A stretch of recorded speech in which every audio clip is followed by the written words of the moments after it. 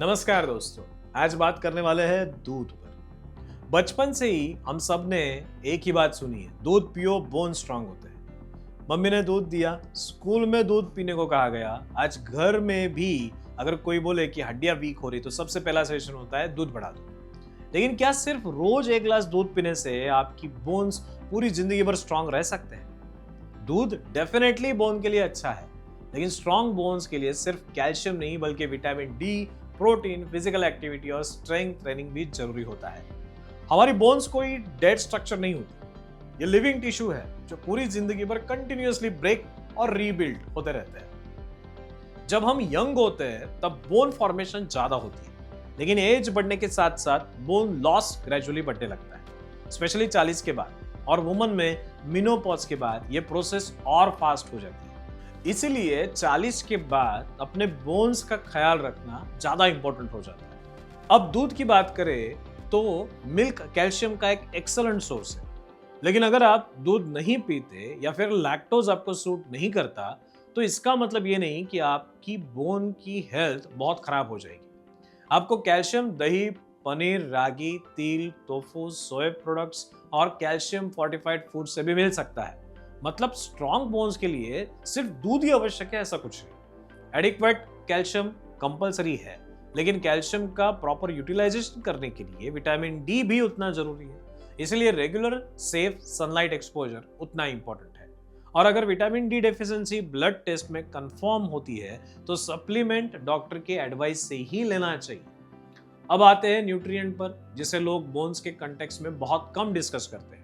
Protein, दाल, चना, rajma, sprout, सोया, कभी कभार पनीर, दही, एग्स या फिश या फिर लीन मीट, जो आपके डाइट पैटर्न को सुटेबल हो, प्रोटीन के प्रैक्टिकल सोर्सेस हैं।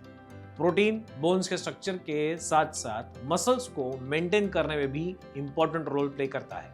और यहाँ 40 प्लस एज के लिए एक बहुत इंपॉर्टेंट पॉइंट है, सिर्फ कैल्शियम खाने से काम नहीं होगा, मसल्स को भी स्ट्रांग रखना पड़ेगा। 40 के बाद सिर्फ वॉकिंग पर डिपेंड रहना इनफ नहीं है। वॉकिंग हार्ट हेल्थ और ओवरऑल फिटनेस के लिए एक्सेलेंट है, लेकिन मसल्स और बोन स्ट्रेंथ के लिए रेजिस्टेंस या फिर स्ट्रेंथ ट्रेनिंग एक्सरसाइज भी ऐड करनी होगी। आपको हेवी जिम करना जरूरी नहीं, लेकिन वीक में 2 से 3 दिन सिंपल एक्सरसाइज से शुरुआत कर सकते हैं, जैसे कि chair squats, wall pushups, resistant band exercises, light weights और कंट्रोल्ड स्टेप अप्स। अगर आप बिगिनर है तो 8 से 10 रिपीटेशन को 1 से 2 सेट स्टार्ट कीजिए और ग्रेजुअली प्रोग्रेस कीजिए। और अगर knee pain, severe back problem, osteoporosis या कोई मेडिकल कंडीशन है तो एक्सरसाइज प्लान डॉक्टर या फिर फिजियोथेरेपिस्ट के गाइडेंस से ही बनाइए। एक सिंपल 40 प्लस रूटीन कुछ ऐसा होना चाहिए जहाँ पे आप डेली 30 मिनट का ब्रिस्क वॉक करते हो, फिर वीक में 2 से 3 बार स्ट्रेंथ ट्रेनिंग करते हो और रेगुलर मोबिलिटी एक्सरसाइजेस। ये सारा कॉम्बिनेशन आपके मसल्स को, आपके बैलेंस को, आपके बोन हेल्थ को वॉकिंग से ज्यादा अच्छा सपोर्ट देता है। और बैलेंस ट्रेनिंग को भी इग्नोर मत कीजिए। सिंगल लेग स्टैंडिंग, सपोर्ट के साथ बैलेंस एक्सरसाइजेस या फिर योगा पोस्चर प्रैक्टिस करना एज के साथ फॉल के रिस्क को भी मैनेज करने में मदद करता है। अब बात करें लाइफस्टाइल की। लाइफस्टाइल में एक्सेसिव अल्कोहल, फिजिकल इनएक्टिविटी और calcium protein poor diet long term bone health को निगेटिवली अफेक्ट करता है। और एक इंपॉर्टेंट चीज है हेल्दी बॉडी वेट। बहुत ज्यादा लो बॉडी वेट भी बोन हेल्थ के लिए कंसर्न हो सकता है, जबकि एक्सेसिव वेट जॉइंट्स पर अननेसेसरी लोड डाल सकता है। इसलिए गोल सिर्फ वेट कम करना नहीं, स्ट्रॉन्ग और फंक्शनल बॉडी मेंटेन करना होना चाहिए।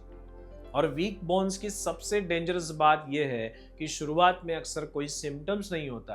कई लोगों को पता ही नहीं होता कि बोन डेंसिटी ग्रेजुअली कम हो रही है, और डायग्नोसिस तब होता है जब सिंपल फॉल के बाद हड्डियां फ्रैक्चर हो जाती है। अगर आप भी 50 प्लस है, अगर आप भी 40 प्लस है, मेनोपॉज के बाद की कंडीशन में है, या फिर आपके फैमिली हिस्ट्री में ऑस्टियोपोरोसिस है, पहले से माइनर फॉल से फ्रैक्चर हुआ है, या फिर लॉन्ग टर्म स्टेरॉइड्स ले रहे हैं, तो डॉक्टर से बोन हेल्थ इवैल्यूएशन के बारे में जरूर डिस्कस करें।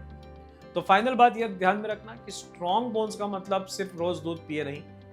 कैल्शियम के लिए दूध के साथ आप पनीर, रागी, टोफू, तिल तेल या फिर तिल जैसे अल्टरनेटिव भी खा सकते हैं।